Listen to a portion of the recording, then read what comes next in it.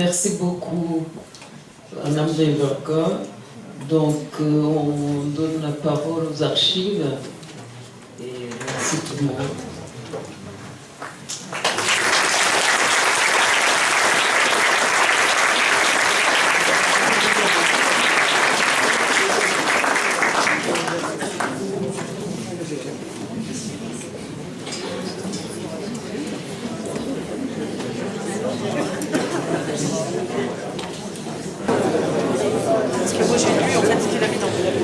Bon, alors on a des petits problèmes techniques parce qu'on avait préparé un diaporama. Donc d'abord, peut-être vous expliquer que nous ne sommes pas archivistes. Donc Peggy Lefebvre de Frocourt est professeur documentaliste au collège de Beaucamp-le-Vieux, et pour ma part, Christophe Lebal, je suis professeur d'histoire-géographie au lycée Louis Tuillier. Et tous les deux, donc, nous sommes chargés de permanence au service éducatif des archives départementales. Nous travaillons donc avec des archivistes et des médiateurs. Nous accueillons donc chaque année beaucoup d'élèves, et notamment autour du concours national de la résistance et de la déportation. Donc cette année, on vous l'a dit, le thème, donc la fin de la Shoah et de l'univers concentrationnaire nazi, survivre, témoigner, juger, sur une période assez courte, donc, qui a évoqué Madame Weverka, 1944-1948. Donc ce qu'on va essayer de faire, c'est très très vite, de vous parler, de vous présenter donc les différentes ressources des archives départementales de la SFOM. Donc bravo Peggy d'avoir réussi à résoudre le problème technique. Donc on va vous présenter donc, des archives donc, qui sont proposées par les archivistes et qui peuvent être utilisées donc, avec des élèves donc, dans le cadre du CNRD. Voilà, donc j'ai un peu complet, je te laisse commencer.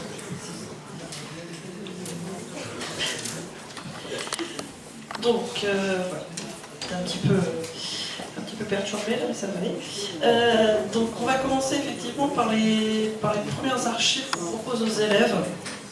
On leur propose une démarche vraiment de recherche, donc où ils identifient dans un premier temps les acteurs, et ensuite ils font des recherches dans d'autres sources pour compléter, en fait, pour donner corps, chair à tout ce qu'ils trouvent.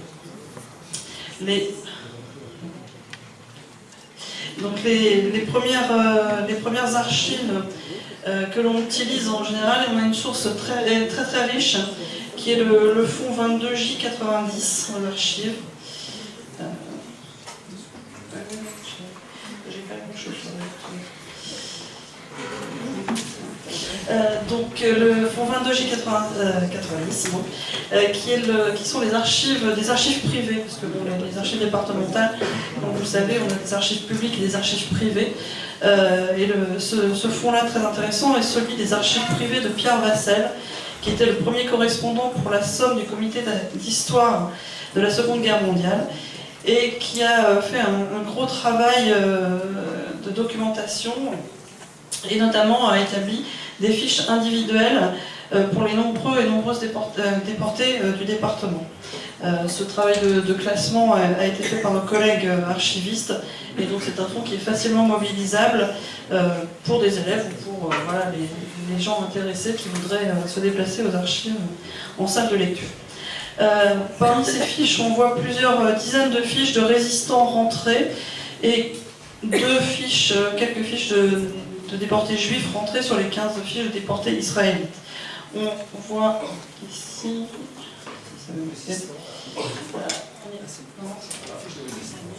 Oui, c'est la fiche de résistance, voilà. Et donc on trouve notamment la fiche de René Pontieux, né Louria, interné à Auschwitz à 23 ans en 1944, et également le dossier de Jean Bernheim, lui déporté à 60 ans en 1944 et libéré en janvier 1945. Sur ces fiches, on a donc des informations sur l'identité des déportés, leur adresse, leur profession, et le ou les camps où ils ont été internés par la suite. Elles peuvent être complétées, ces fiches, par d'autres également établies dans la succession de Pierre Vassel par un autre correspondant pour la Somme du comité d'histoire de la Seconde Guerre mondiale, qui était Dominique Duverly. Et ces fiches portent la cote 29J. On complète donc ces...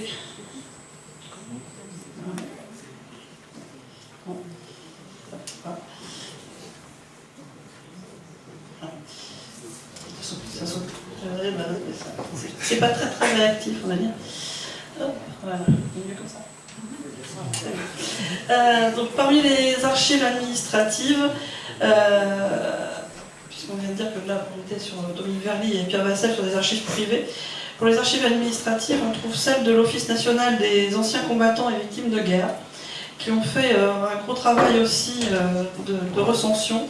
Alors, ce sont des archives qui sont conservées sur le site d'URI, donc si vous venez aux archives, il faut les commander avant. À la cote 245 W40 à 42.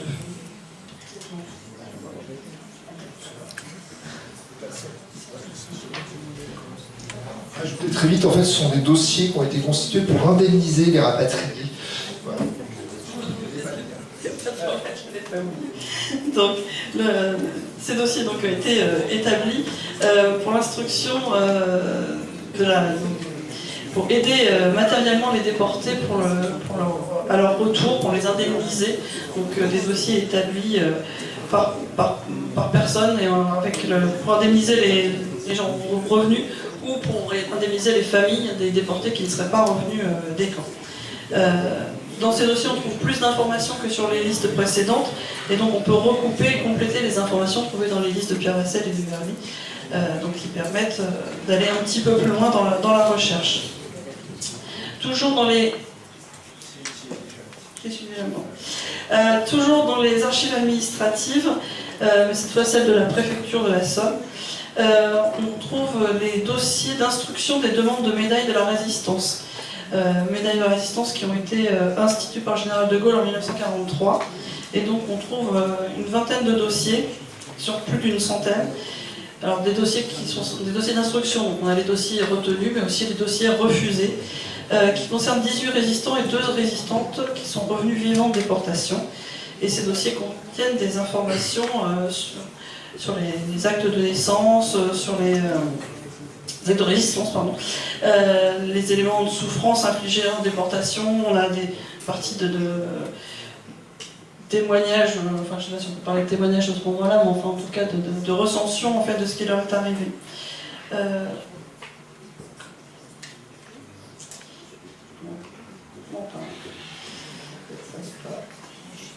Désolée. Donc on a des exemples ici de dossiers, donc dans le dossier de Martial Normand. Son dossier est établi par quelqu'un qui est inconnu, mais qui note que Martial Normand est un grand blessé de 14-18, arrêté le 11 décembre 1943 et interné au camp tristement célèbre de Buchenwald. M. Normand y subit des traitements d'une férocité sadique et dû à sa robuste constitution d'échapper à une mort presque certaine. Rapatrié le 1er mai 1945 dans un état physique impitoyable, il semble être bien remis des suites de ce séjour dans les bagnes nazis. Vous voyez le type d'informations qu'on peut recueillir dans ces dossiers. L'autre dossier, celui de Gabriel Monnier, qui lui est un artisan mécanicien de Cailleuse-sur-Mer.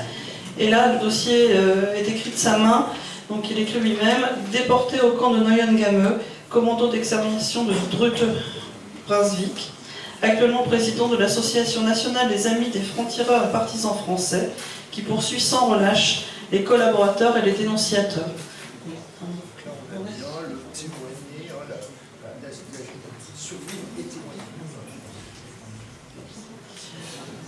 Un autre dossier, celui de Jacques Terrasse, qui livre un témoignage qui correspond tout à fait au thème du CNRD de cette année. Jacques Terrasse est né en 1897, est un ingénieur des travaux cadastraux à Amiens, déporté à Buchenwald puis à Flossenburg, où il meurt à l'infirmerie en septembre 1944. Dans son dossier, en fait, c'est donc un de ses compagnons de déportation, le docteur Loget, qui témoigne des conditions d'internement et donc de l'agonie de son camarade, avant un long paragraphe sur le devoir de mémoire des déportés revenus vivants. Dès l'établissement de ces dossiers, on a justement, comme le disait Mme Mallorca, l'idée du devoir de mémoire et surtout du devoir de témoignage en fait, des revenus vivants.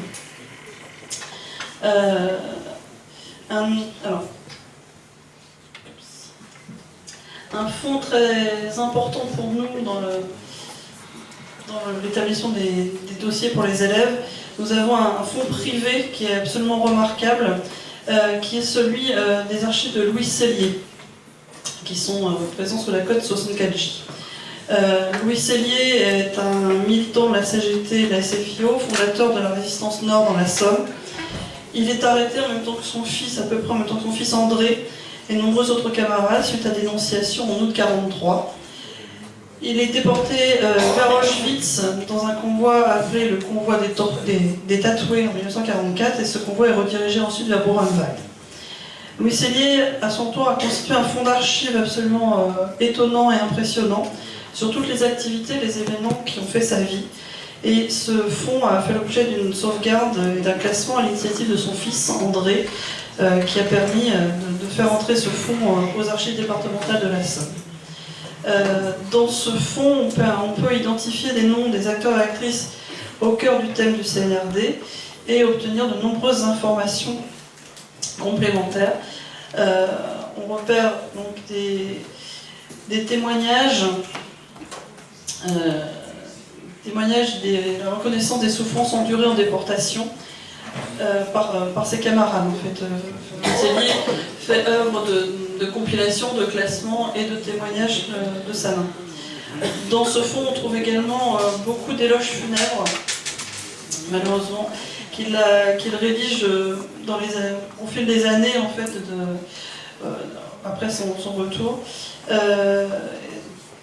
Dans ses éloges, il évoque les conditions de déportation de ses camarades, les difficultés de santé à leur retour, et parfois même bien longtemps après, les conditions de leur réinsertion, les efforts de beaucoup d'entre eux pour témoigner, voire pour participer au jugement des responsables.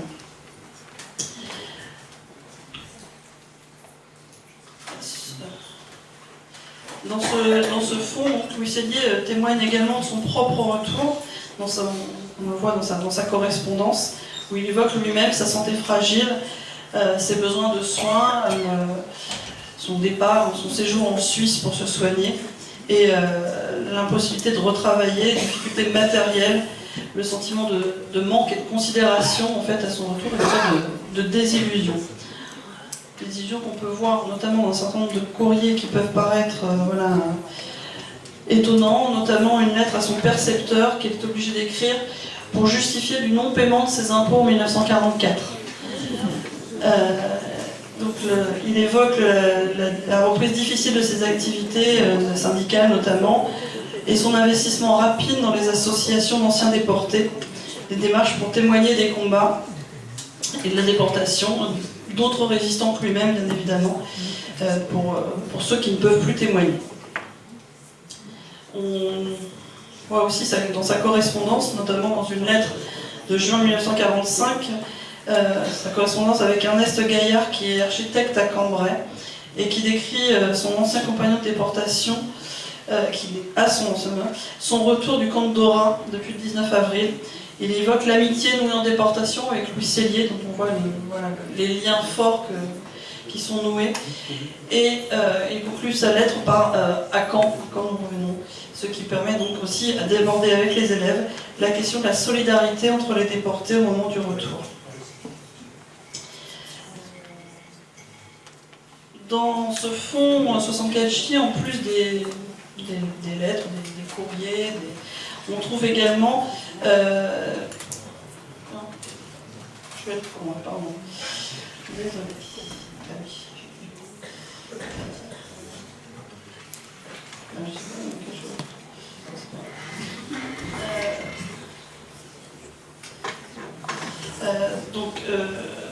Il y a également le récit de Sellier lui-même qui fait le récit de sa déportation dans un texte appelé « En rentrant de Buchenwald, tribulation d'un déporté », récit de Louis Sellier en mai 1945.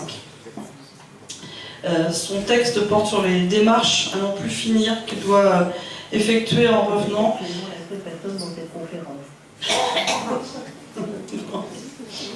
Donc, de ces démarches compliquées avec l'administration pour fournir les secours nécessaires aux déportés, rentrée des camps nazis. Et ce texte permet aussi de faire un état assez complet justement de ces administrations mises en place à Amiens, de les localiser et de percevoir les difficultés auxquelles sont confrontés les déportés revenus des camps. Je vais laisser la parole à M. Momal. Je te laisse me mettre suivante. Voilà. Alors, un autre fonds d'archives publiques très intéressant pour travailler avec les élèves, ce sont les archives du COSOR. Donc le COSOR, c'était le Comité des œuvres sociales des organisations de résistance. Donc une organisation créée par les résistants pour venir en aide à ceux qui revenaient. Et dans les fonds du COSOR, notamment des dizaines de lettres de demandes de secours, de remerciements ou de protestations de déportés rentrés vivants, comme on voit dans les dossiers de l'époque.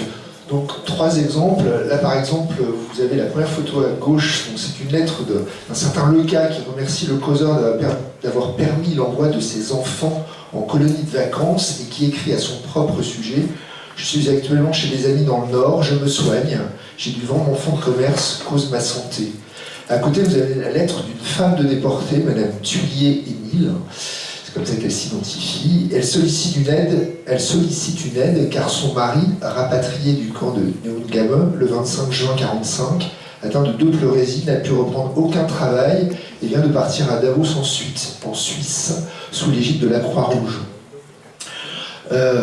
Sur la diapo suivante, à gauche, un troisième et dernier exemple de lettre dans ses archives, de Michel Coé, déporté politique à Buchenwald, qui lui proteste contre le refus de l'envoi de ses enfants en colonie de vacances, je cite, « Car je pouvant rien obtenir de notre pécule de déportés, je crois que nous avons tout contre nous. » On voit aussi dans plusieurs de ces lettres le sentiment de difficulté d'insertion et d'incompréhension de la population qu'il retrouve.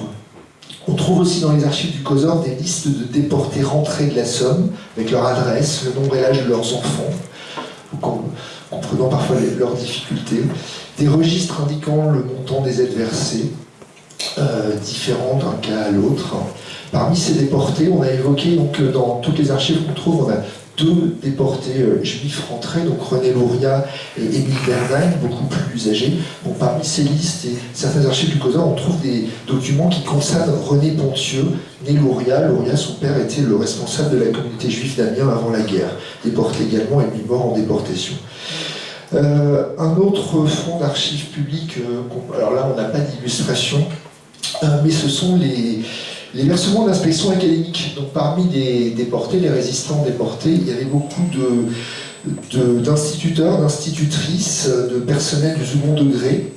Et donc dans leur dossier de carrière, qui ont été versés, on retrouve des éléments qui peuvent être utilisés avec les élèves, des certificats médicaux justifiant de fréquents arrêts de travail dans les premières années de la libération et illustrant l'état de santé fragile des rentrés vivants, des lettres, par exemple celle du professeur de sport au lycée de garçons d'Amiens, actuel lycée Tullier, Marcel Boulanger, qui a cofondé avec Jacques Fourmentreau l'un des premiers groupes de résistance à Amiens, et qui décrit dans des lettres à son inspecteur les difficultés que lui procure son état de santé pour reprendre ses activités professionnelles. Et on peut aussi évoquer les premiers avis de notation juste après la libération de Jacques Fourmentreau, qui en 1939 est nommé surveillant général du lycée de jeunes filles d'Amiens, qui dès 1940 va organiser un des premiers groupes de résistance, qui va organiser une 60aine de personnes, quasiment tous arrêtés en 1943. Et donc elle est déportée à Ravensbrück dès 1943, et elle revient vivante. Et elle reprend donc sa fonction à partir de 1948, et pour chaque année, entre 48 et 51, dans la notation de l'approviseur, on parle de sa santé souvent déficiente et d'autres allusions à cette santé, et en même temps de son dévouement à sa mission au lycée. Donc au sujet de Jeanne Fourmentreau, un ambitieux travail a été mené l'an dernier avec une classe de terminale de son ancien lycée, l'actuel lycée Madeleine Michlis. Et ce travail nous laisse penser qu'il pourrait encore exister des archives privées dans sa famille qui aideraient à reconstituer son parcours de retour à la vie après la libération du camp. Donc la volonté de témoigner et de voir juger de la part des rescapés des camps nazis a déjà commencé à apparaître dans les premiers documents qu'on a évoqués, mais les premiers documents jusqu'à présent évoquaient surtout la question de la survie. Donc on va maintenant parler davantage de la question du témoignage, et donc là, si tu peux me mettre... Alors il y a quelque chose d'absolument incroyable, donc tout à l'heure Madame Vivorca évoquait cette phrase de Simone Veil, on a voulu parler, on ne nous a pas écouté. Alors dans Courrier Picard, donc, qui est le journal qui est né en 1944, suivant le journal collaborationniste Courrier de la Somme, dont les locaux et le matériel sont confisqués, donc le Courrier de la Somme, dans ses premiers numéros, en 1945, entre le 3 mai et le 11 mai, va publier donc, le témoignage de Renée Louria, donc l'une des deux rescapées, déportées juives rentrées vivantes. Et donc, pendant cette dizaine de jours, donc par épisode, on a un témoignage indirect, pas la première personne, c'est le journaliste qui parle pour elle, d'ailleurs journaliste non identifié. Il y a un avertissement au début. Pour cet avertissement, il dit que c'est difficile de croire ce qu'on entend.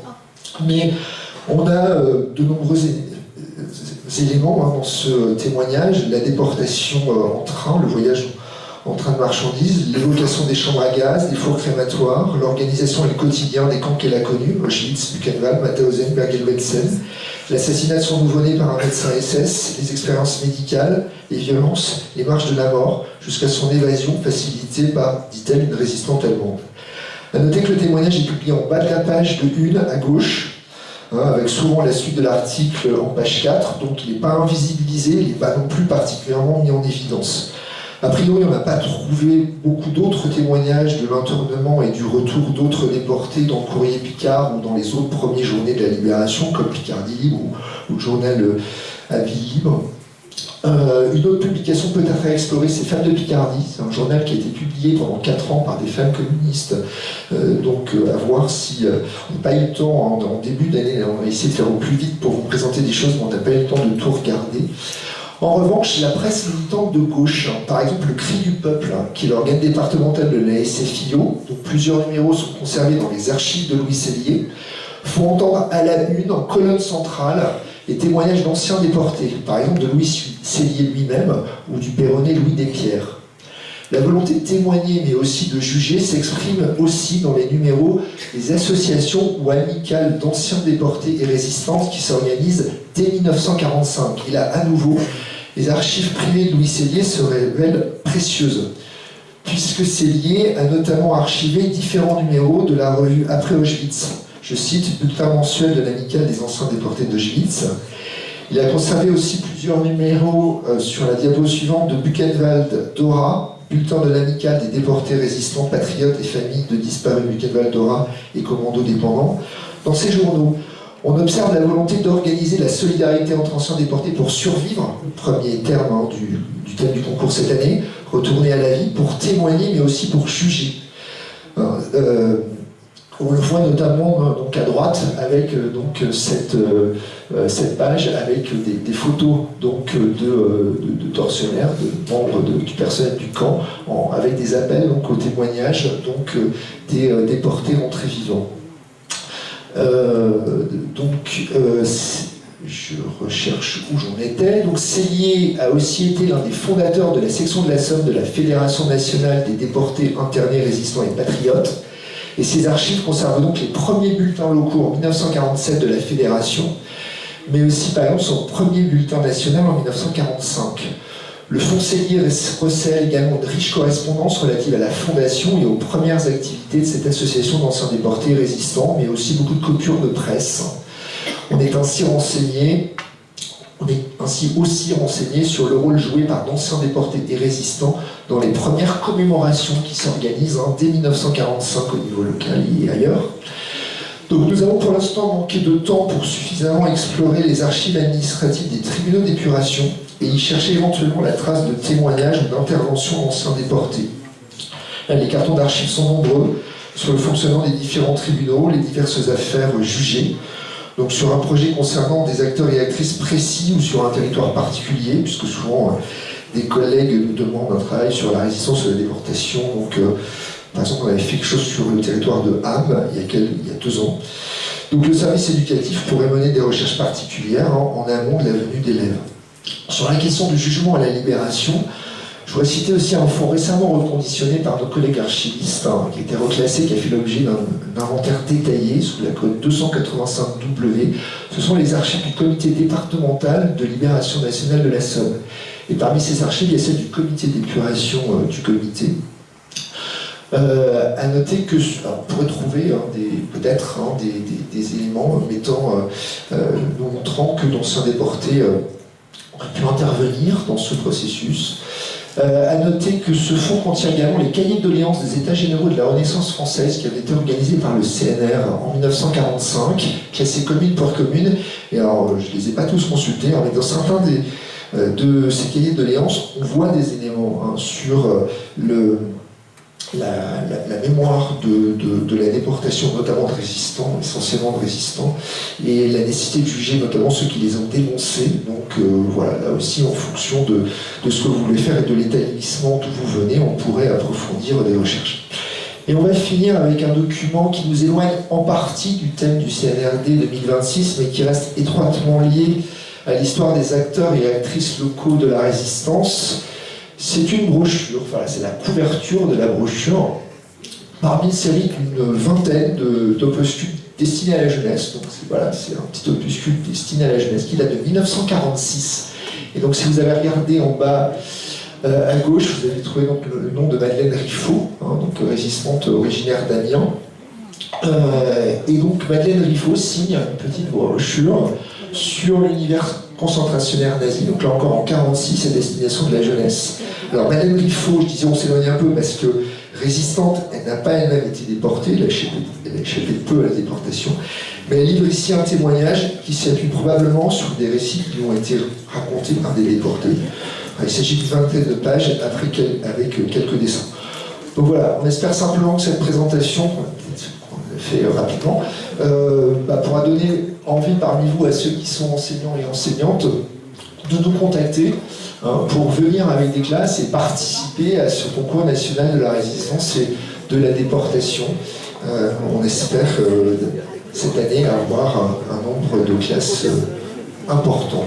Voilà, merci pour votre écoute. Merci. Bon.